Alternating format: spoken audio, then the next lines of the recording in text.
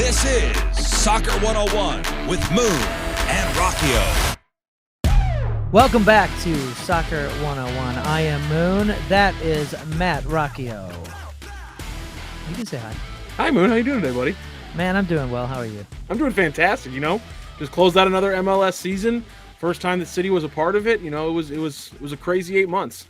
We are closing a crazy 8 months. You are right. On the podcast, podcast isn't over. Obviously, this is a big week with all the trade stuff, all the transfer window stuff, talk. All the talk, and obviously some big St. Louis City SC news as well. But let's get into it. We'll talk about the final today. We'll talk about a couple local connections over in the college world. I know a lot of people were putting us on notice about some Fighting Irish, some local Fighting Irish. There we go.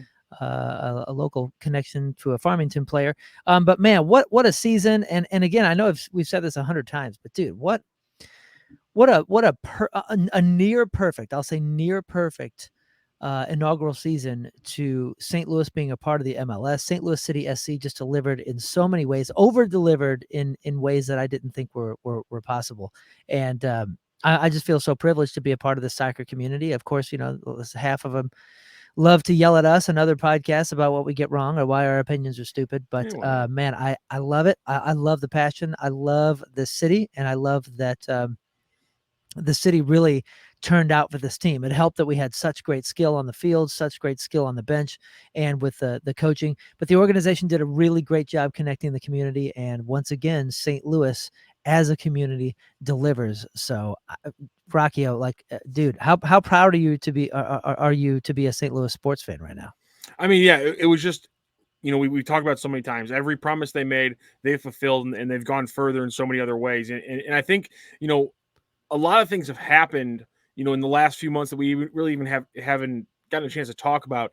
I think the big one, because everything happened with Lutz and the ownership group at the beginning of the year, but bringing in a player, a guy who had worked with the City group, as in the Manchester City one, bringing in a guy who had that experience like they did halfway through the season. I don't think we've even dove into what it means, the moves that they've made, once all the hoopla happened. And I think things kind of steadied off, and we just kind of got used to, this consistent, greatness from a team so quickly. But I mean, they're in the back and they're making moves. And that's what I love about it. That's why I'm so excited for this offseason, because obviously we've already had some moves. You got the extension for Kyle Hebert. You got the trade now for Chris Durkin that we're going to talk about a little bit later. So, I mean, everything tells me to stay excited about this team going into the offseason because they're going to put their best foot forward, setting up next year's squad, just like they did this past year. Definitely. As a fan, the only thing I'm bummed about is, and this is on me, is that I didn't just sell 4 or 5 guitars or ask all my relatives for money to figure out how to get season tickets. I took the tour, I did the whole thing, and I just couldn't afford it. And I was like, oh man, I can't come home and tell my wife that I bought season tickets for that price. And, without knowing if I was going to be able to sell them if I wasn't there, I knew I was going to miss half of the games because of shows that I was out of state or out of country. And boy, do I regret that. Boy, do I regret that. That's the only regret that I have from the whole season. But I did get to see some incredible matches, some of which were seated next to you up in the press box, which is a cool experience for me. An old rock and roller guy. I don't belong with you guys up there because I get in trouble. There are some rules up there. And speaking of which, by the way, you talked about how great a job this front office did. We talked last podcast about the end of season awards that were being handed out. Obviously, some good news and some not so good news for the city recipients there. Apparently, they also have just an entire slate of awards they give out to the front offices. And this thing's 20, 25, 30 awards deep. City walks away with 2 of them. So congratulations to the City front office for getting some hardware and recognition. They got the Marketing Club of the Year, and they got the Corporate Partnership Activation of the Year. I'm not really sure what the second one means as much. I can kind of figure it out with context clues. But the first one, Marketing Club of the Year, I just want to give a shout out at this moment to Matt Seebeck, which is a name that I'm sure some of you do know. Some of you might not have ever heard that name. But if at any point you saw something on social media for a promo for an event that City did, or you went to an event that St. Louis City did, and you were like, this is a blast of a time, this is so much fun, then Matt Seebeck's the guy that you probably need to thank, along with all the people obviously who do all the hard work to make these things happen. But when it comes to the ideas and how you get marketing club of the year, Matt Seebeck's a guy who's a big deal of it. And he's one of the people who, you might not realize it, but since day one, it wasn't just Lutz, it wasn't just Bradley, it wasn't just Carolyn Kindle doing every single thing that they promised and doing it right. Matt Seebeck was another guy behind the scenes that every single time you wondered, is St. Louis going to get this right? Seebeck stepped up and got it right. So I'm not surprised at all they won Marketing Club of the Year. They absolutely earned that. Yeah, definitely. And with the partnerships and everything, remember there was that fallout with Centene. It was supposed to be Centene, blah, blah, blah, blah, blah. That whole thing. I mean, it seemed to not be going their way just before the season. There was that flood on the street, the broken water main, and the Centene name dropped off. But man, they not only were they able to recover, but they were really able to thrive through their partnerships with Together Credit Union, to name like a big one and one of the big founding ones. But all the partners that they partnered with, I think, did an exquisite job just being great partners in this community. So I can see why that award was given to them as well. Great job. Now let's not go too far about just puffing up their all that we love about them without saying something. What would you like to see different? Well, right out of the gate, I mean, are you talking on the field? Or are you talking off the field?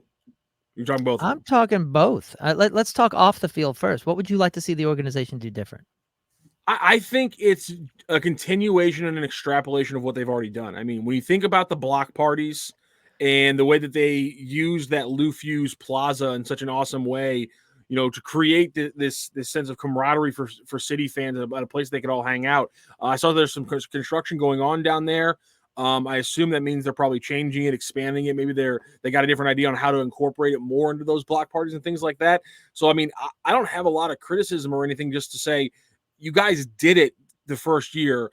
Don't pull back just because it's not the inaugural season magic. Like, pedal, put the pedal to the metal and keep on doing this stuff, because those block parties and those kind of events, that's the kind of thing that when you look past it just being a sporting event and you look at how much City can do for a downtown that needs energy and life and positivity, those events bring that to a downtown that desperately needs it. Those events are huge. Those events are crucial, not just because of the soccer team. So I would really just say keep the pedal to the metal on those kind of things, because off the field, they killed it in every aspect this year. Yeah, I agree. We could blow smoke here for some time, and it's well deserved. But next year, I'd like to see them to continue to work super hard in getting new soccer fans or new fans over into there with some other events. And I think music. I think they can widen the music. I know there's some pop artists and a couple other things. I didn't see any. No offense, I didn't see any rock and roll represented really. That's a good point. They played it in the stadium sometimes, and this is a rock and roll community. What I think they did exquisitely, besides the partnership and everything with marketing and the promos and all that kind of stuff, was this is a food city, and they made that very evident. So like people from out of town get to come in and have excellent food, local stuff, local chefs, local cuisine. So that was something really cool and connected to the community. And I think there's a lot. This is a freaking blues town. This is a music town. So let's make it about all the music that's from here, and a lot of that is some dirty rock and roll, and I think it would fit in super well. And I don't know what that means. I don't know if using the stadium for concerts is even possible, or maybe just widening or broadening those block party sort of ideas. I'd like to see more of that, and that's not just a selfish thing. I'm saying I think there's a lot from that whole community that we that the club could attract with using the site. You know what I mean? Absolutely. I mean, it's the location's absolutely perfect.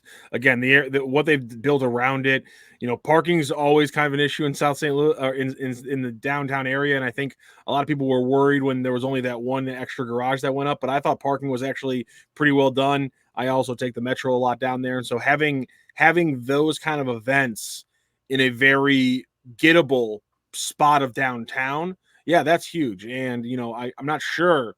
I'm not sure where they could get rock and roll in this town. I mean, if only there was somebody who had a guitar sitting on a couch just precariously over their right shoulder. I mean, I feel like we could make things happen in this town. Yeah, somebody can call somebody and make something happen. And perhaps there's a soccer fan amongst. Hey, whoa! How about that idea? But okay, we'll so that's off the field, but I think on the field we definitely need to see some improvements, and I think that brings us to what happened over the weekend. Right now, I'm not seeing it being 100% finalized because the trade deadline for the MLS opened yesterday, Yep. and I might be missing something here, but I do not see the 100% finalization of the Chris Durkin trade. But that doesn't mean anything. The Chris Durkin trade is going to happen. I mean, it's done. It's agreed to. Lucas Bartlett is on the way out. $300,000 in general allocation money, and Jared Stroud as well. The midfielder goes out as well. I like the Durkin move because I think it gives them a lot of depth and stability in a spot where they didn't have it, i.e. that holding midi spot where we saw Blom so often. And my thing about Durkin is he's a great player. You look at his per 90 numbers, and you see a lot of green when you talk about his percentile. Despite the fact that he's in the bottom 10 percentiles in passes, completion percentage, progressive passes, when you look at his ability in take-ons, touches, and, his positioning, his tackling, those kind of things, and heck, the few times he does touch the ball, he actually has a very, very high amount of goals created from his touches. And so again, he's not going to touch the ball a lot, but he's efficient when he does. And I think when you look at the second half of the season, I think there was a lot of games where City pretty much went as well as Blom played. And if Blom was having a down day, then usually that meant there were going to be some bad turnovers on the back end, and that was going to lead to some easy attempts for the other side.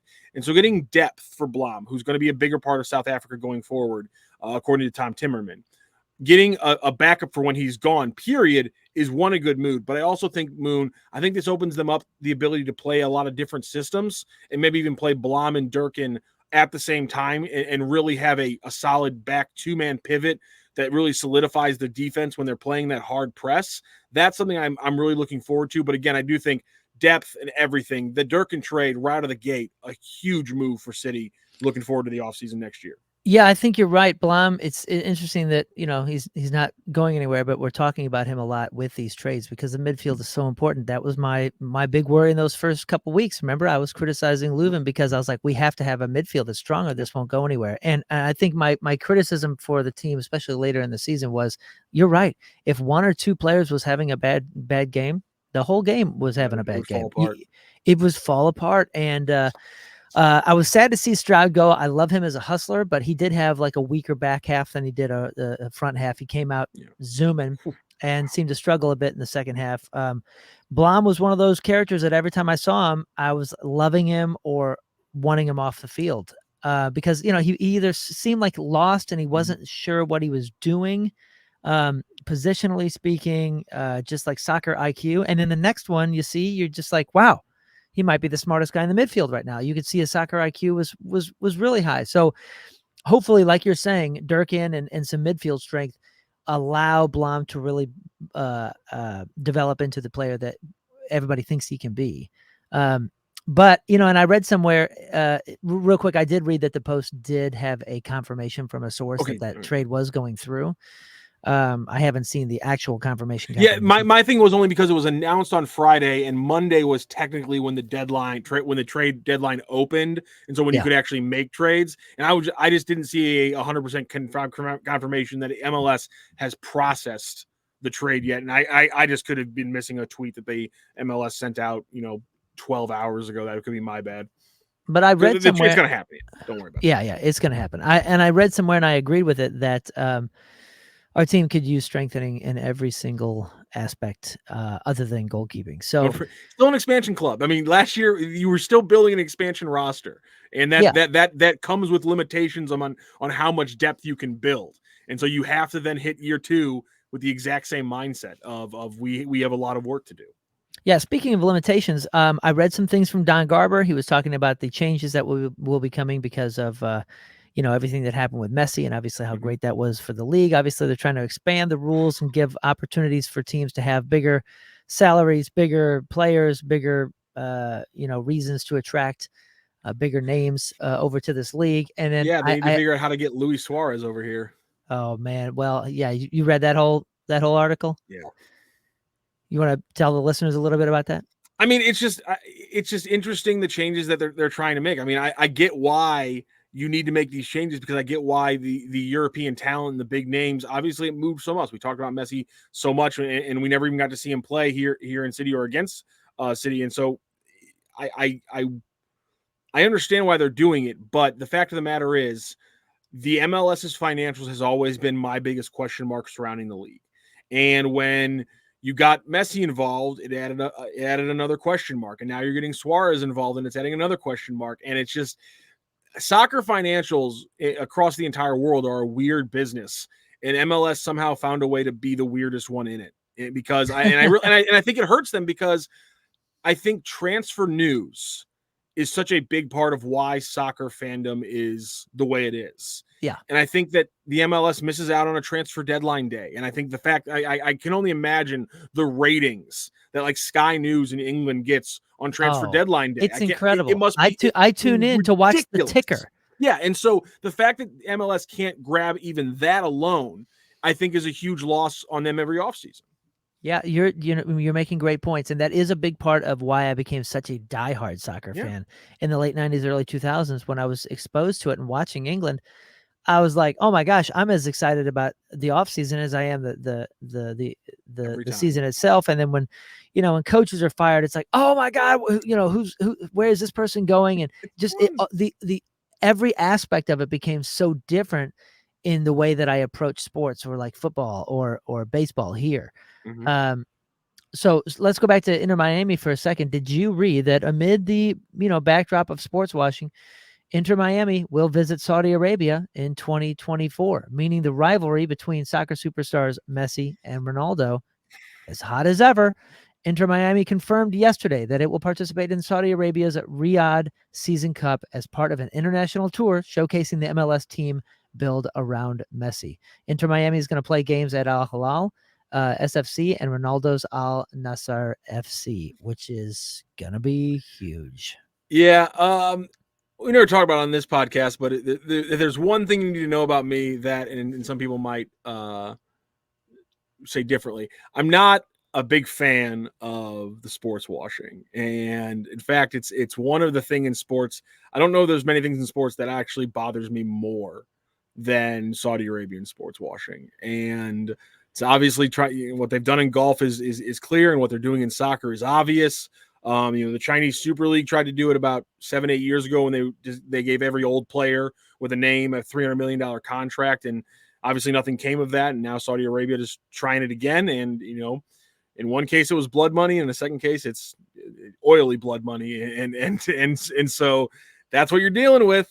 But the money's coming, and there are eyes there because it's Ronaldo versus Messi. So I'm not shocked that everyone's dipping their toes in there. Everyone wants a piece of the pie, and that is literally a pie that I cannot put you look at that pie and it's just, you can't see the end of it. The pie is unending, and people want their piece of it. And I understand that. I don't agree with them. I can blame them, but I'll leave it there.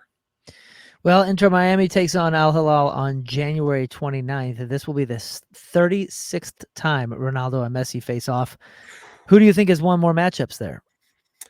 I mean, I gotta think that Barcelona had a winning record against Madrid at least by a couple games when they were there, and I gotta think if they ever faced off when he was at Man U or Porto, that Barcelona probably got him there. I'm gonna guess Messi's got a slightly better record against Ronaldo club wise. Well, Messi has 8 blown doors. Ronaldo has 5, and Messi has 16 of the matchups. He's won 16 of them. Ronaldo has won 10. Oh, wow. It's a little bit bigger than I thought it might have been. Okay. The other 9 matches finished in a draw. Messi tallied 21 goals and 12 assists in matchups, while Ronaldo's stats are 20 goals and 1 assist. Okay. So yeah. Messi has it everywhere on that one. On that doesn't surprise me. On that head-to-head. So we'll see. I'm sure you won't be tuned in. I don't even know. I don't even have any information on where it would be broadcast or how to watch that. But interesting piece of news nonetheless. Let's get into the MLS Cup final. There we go. LAFC had the chance to make history for the first time in the last 10 seasons, I believe, 10 years. They did not. They did not repeat as reigning champions. Instead, they were upset by the Columbus Crew. 2-1. You want to tell us a few details? Were you able to watch the whole match? I was able to watch about 75 minutes of it. I had to miss. I had to go out at the end, unfortunately, and couldn't see the actual final few minutes of the game, unfortunately. But overall, I mean, I thought we saw what Columbus gave us the entire run of the playoffs, which is an incredibly solid defense, and they were able to take advantage. I think you play that game 10 more times, they get 2 goals in the first half. In one of the 10 again, like it doesn't go that way. I think if you replay that 9 out of 10 times, and that Crew takes a 2-0 lead so early, and I think part of that is Bouanga probably just has a bigger impact in that game. Again, 9 times out of 10, Bouanga is a lot more impactful than just that goal. Great goal, by the way, but I really thought that it jumped out to me how little I had noticed him prior to him scoring that goal. And obviously Bouanga has just been a flipping monster the entire year for LAFC. And a lot like, we were just talking about, City goes the way their stars go. LAFC and a lot of teams go the way their stars go. It's not surprising. And I thought that was the big case there. I thought Patrick Schulte, obviously, solid game in net again, the St. Louisan for Columbus. But I really just thought that was the biggest thing that jumped out to me, is that Columbus played a good game, but things went their way. And on the LAFC side, your biggest star was quiet for the first 60, 70 minutes of the game. And that's going to make things hard when you got to flip the switch and say, we got 25 minutes left plus stoppage time. We got to find 2 goals here. That's never an easy mindset when you're on a soccer field. Yeah, penalty made a big deal. I mean, that obviously plays a big part. But Columbus, man, I see what you're saying, and I would tend to agree with you as far as the 9 out of 10 times. But they played LAFC well. They seemed to play everybody strategically well. They did not let LAFC play with that ball. They were constantly pressuring. They were shaped really well. They had solid defense. That's what it takes to win MLS Cups, is that solid defense, that great shape, the ability to adapt. And everybody played like they wanted to win the thing. And I'm not saying that LAFC didn't, but the Crew, like if I were to cast it, just depending on who just really showed up to make the day theirs, it seemed to be Cruz. Like you said, Bouanga was quiet, and he just needed one of those days to be excellent, to outdo a penalty and the rest of the Crew's energy. Great job all around. It was a wonderful game to watch. If anybody got to see it, I'm sure they got to. I'm happy that they got to see a good final. Only criticism I have was there's a lot of eyes that may not have been on the rest of the season of the with MLS that were watching that match, maybe new to soccer as well, maybe some St. Louisans. And there was a couple of plays where, they were bad tackles, they were fouls, but the players making meals of it in finals like that, I understand. Penalties. Every set piece matters. There was 2 or 3 Columbus Crew players that hit the floor in a meal making scenario that was just a bummer. And I hate, as a soccer fan, I'm like, come on, stop it, man. You're making my arguments difficult. Knock it off. You're Get right. Your ass off the floor. And you know what? And here's the thing that I actually love. The Athletic, who obviously, if you're a subscriber to The Athletic and you don't realize that their soccer content is absolutely freaking amazing, it's all under this TIFO banner that they put it under, and they put out incredible content. And they recently broke down, like, do teams that get a lot more set pieces win more games? And the amount of goals you score, especially from corners, is such a small number across the entire sport, that maybe the flopping is not worth it. The chance to add a goal is not worth it for how much people hate watching the flopping. Like, the actual entertainment value of flopping and the chance, like, well, we might get a goal out of this set piece. You probably won't, and you're probably going to turn off even more people because you were flopping around because you barely got touched. It's absolutely a detriment to the game. I know why it happens. We all do. But maybe we can just people, listen, guys, your set pieces actually don't change things that much. Go ahead and just get up and keep playing. I understand it as the signaling, especially if somebody comes in on something and it's not necessarily called, or it's hard to see, or you're away from the ref or something like that. But these were all clear, dangerous plays that were called immediately. So the meal making didn't bring the call; it didn't attract the call. So if you're not doing that, you just look like a poon, and it's just unnecessary.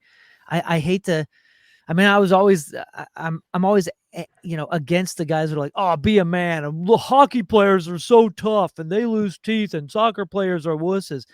But I'm starting to understand all the argument with it. And I would like to see some grown men, some real athletes be better professionals and better role models for young people.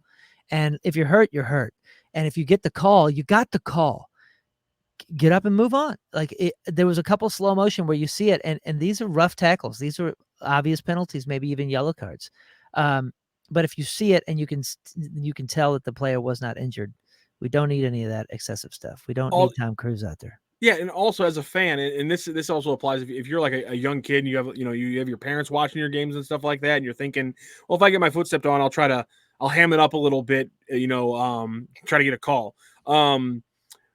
If you're like watching an MLS game and your star player starts hamming it up and starts holding his ankle, that blood pressure spike where you're like, oh my God, Leuven just snapped his ankle, this season's over. Or the even worse one, you're a kid and your parents are watching you. It's like, oh my God, is his ankle broken? Like the pang of fear. I mean, you're a parent. I'm not. I can't imagine what would go through your mind as a parent in that like 10 seconds. You're like, oh my God, is my kid hurt right now? Oh no, he was hamming up trying to get a free kick. I'm gonna break his neck myself next time I see him.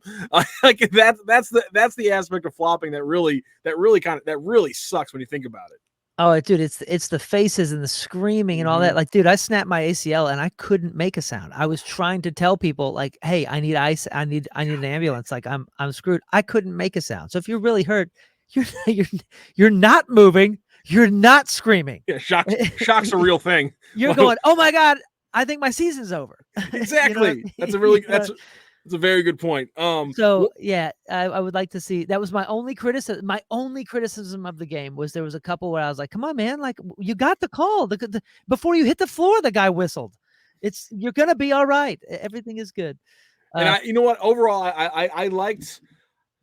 Maybe not the greatest ownership group in the Haslams for Crew, but I like the idea of one of the original 10 teams from the 90s continuing to have the success they've had. Obviously, they've won 3 Supporters Shield. This is their 3rd MLS Cup, their second, including their second since 2020. I like one of the original clubs like Columbus continuing to have success. And the fact that, again, they did it with a St. Louis kid in between the pipes, it makes it a little bit more fun.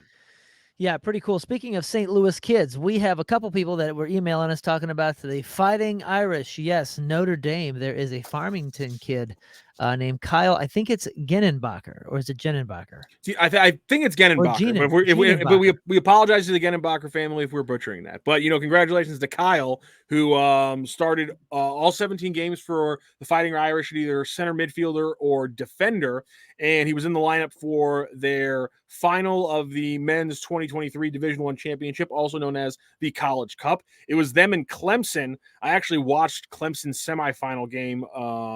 It was actually a pretty quarterfinal game. Clemson's quarterfinal game, because it was on TV when I was on vacation. And Clemson's got one hell of a squad.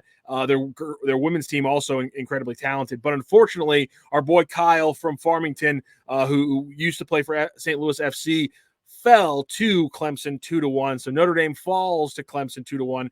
But again, good job by Kyle. Again, a Farmington kid who played for St. Louis FC and now has started this whole season as a junior for the Notre Dame Fighting Irish. And just, it's pretty incredible when you think about how many times we've actually referenced St. Louis FC. And I think, I think there's a contingent out there that warms their heart. There's a lot of people, I think, when the MLS team happened, they thought that people would just forget that St. Louis FC was ever a thing. And I think it's really cool that you get moments like Schulte, who used to be an FC guy, and Genenbacher, who used to be an FC guy, making it with Notre Dame now.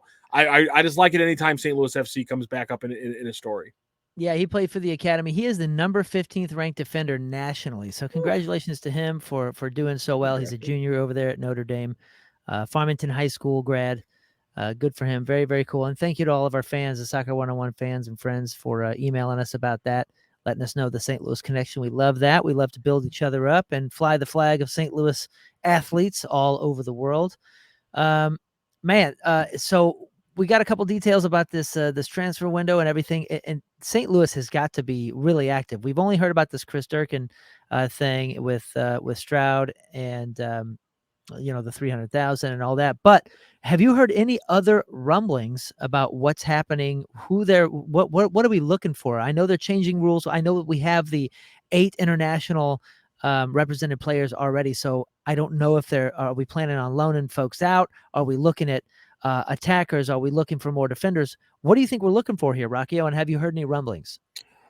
The rumblings part, not as sure about exactly some of the names I've heard thrown out. I don't want to throw any of those names out, actually, because for me right now it's fullbacks. I mean, if you want to talk about the Cardinals in the offseason, it's pitching. City, it's fullbacks, because I really think the one thing I have heard this offseason is I've heard glowing remarks about the expectations of Nukvi Thoresen. So I don't think the attack needs that much of a look at. When you have Klaus, you have a Denerin, you have apparently, again, a very high expectations in Thoresen, you have Leuven in the midfield / attack. I think there's enough bodies, and those guys have all shown themselves to be very high-level players. They don't need to worry about that nearly as much as you do the back end.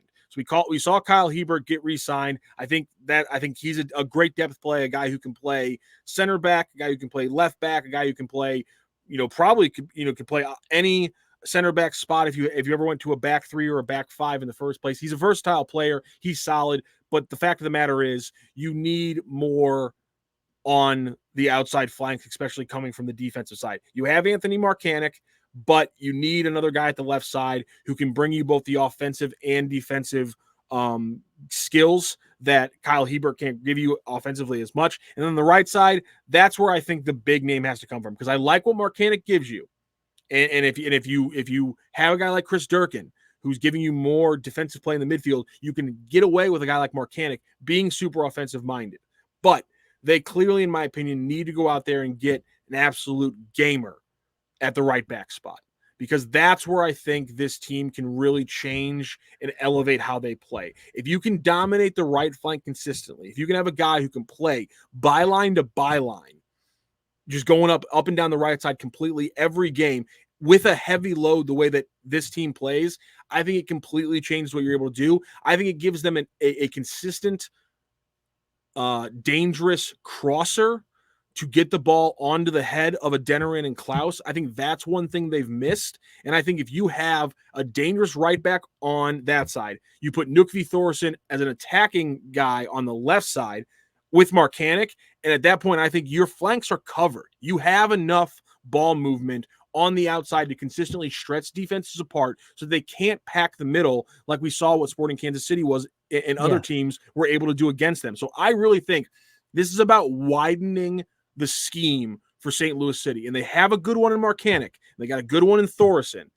But and those guys, to me right now, it seems like there'll be a great pairing up the left side. But that means you got to focus on what happens on the right side. That's where I think the big money is. I love the move for Durkin, but the big move, in my opinion, needs to be an outside back. And in my opinion, probably should be a guy with more right-footed than left-footed. I agree with everything you said. And the last 6 years of coaching that I had as a young player, it was always focused on wide play. It was wide. We played WW. We had like a very interesting, our coach was push everything wide, just destroy the ability for people to play in the middle by pushing out wide. But you say that, and I agree with you, but we also have the narrowest pitch in all of MLS. We have a designed pitch and a design strategy for counterattacking fast stuff, and it's not necessarily wide ball. So you mentioned the word gamer when you said a right back, and I am a video game soccer tactician. I'm a tactician master on video games. So if this were a video game, where would you put Joe Aquini? Where would you put Jackson? Where would you try to new step? Because in video game tactician play, I like to experiment with people in some maybe unexpected roles. Would you ever put Joe Aquini on a wing? Would you ever throw him in the midfield to do some crazy runs up and kind of sneak in, almost like a 4-4-2 with like a roaming left winger or something? What would you do? And I'm glad you mentioned the size of the pitch, because I'm not saying they necessarily need to be a wide playing team. I simply think they need to widen where they are now. And I'm glad you brought up formation, because I really think the reason why the left back could be so important is because Klaus, Denerin, Leuven, Jackson, Nico. Those are 5 of your most dynamic offensive players or forward or wings, forwards, attacking midfielders, however you want to describe them. Those are 5 of your best players. I would argue, and Thorson would probably be the 6th one that I'm not listing, but those 5 outside of are all best operating in the middle of the field. And so my point is that the reason you need that gamer right back is to give you movement on the flanks, or else, because you can't just leave that space not to be used, because you're wasting space. You're not taxing the defense. You're not forcing them to cover spots where they're not comfortable. So you get that width from your backs, and then everything else is static and solid in the middle. You have Parker and Nielsen in your center backs. You got Blom, maybe Durkin as your center midfielders. And now we get up to the front, like you're saying. I don't know if I would move those guys outside, because, again, if I'm getting the width from my outside, if I'm getting the width from my fullbacks, from my wingbacks, however you want to call them, then I'm very okay with running like a triangle at the very top of Klaus, Adeniran, and Nico, like we saw late in the season, or Klaus, Adeniran, and Jackson, like we saw for huge chunks of the season. And then I think that allows Leuven his best spot, which is not the 10, but I don't think it's the 8 either. I think it's a more classical 6, which is I want Leuven sitting in between my defensive midfielder and my attacking midfielder, and I want him to do whatever he wants to do. If he wants to get a little bit wide and operate, from a wide spot for a little bit of possession, that's fine. I got my 2 center backs. I'm fine with that. If he wants to operate more up with Aziel Jackson closer to the forwards, he can do that if he wants to. If he wants to go back, and now we have almost like a back 3 middies with Durkin, Blom, and him, I'm completely fine with that. Let Leuven dictate where he thinks the game needs to go, where he needs to go to best dictate the game. That's why I want so much, why I think it's so important to get a better fullback, because I do think that your best players right now offensively are operating in the middle. And so you got to find a way to get those swinging crosses in from the outside. And if it's not going to come from a Thorson consistently, then it's got to come from somebody, and that could be where the backs come in. But I do think a Klaus or a Nico at times could work as a winger. But I really think that that's not going to be their best team. I think that your best outside winger right now is Thorson. I don't know who the other winger would be if you were to play, let's say, a classic 4-3-3. Is it Aziel Jackson on the outside? Is it? I know you love Jackson. I do love Jackson, but I also think he operates best in the middle, and I like him being able just to shuttle box to box and create havoc. And so I think, again, they don't have a lot of great wide players. Because, again, the pitch isn't built for them to have a lot of great wide players. But right, I think that's why we have the Jackson and the Pompeo and all those guys. Maybe that's it. You know what? That's actually a conversation I had with somebody from City recently, is that I think I'm undervaluing Celio Pompeu. And I think the goal he had against Sporting Kansas City is probably a good indicator why, which is I think Pompeu brings a lot of ingenuity and creativity to this team. The difference is that in the first season, that creativity was fun to watch, but it wasn't progressing the ball. The second half of the season, it was fun to watch, and he was consistently getting the ball in the dangerous spots. So I think maybe Celio Pompeu is a guy that I'm not considering enough into this equation of top attackers. He is my guy because he was always a surprise. He was I'll say he was full of surprises, and I think obviously coach and all these coaches are going to know, on these training days on what this guy's capable of. But he is, and I was going to ask you this, but we're running out of time. If you're doing video game tactics again, you always get the starting 11 that the game already throws on there, because that's what it's. You know what I'm saying?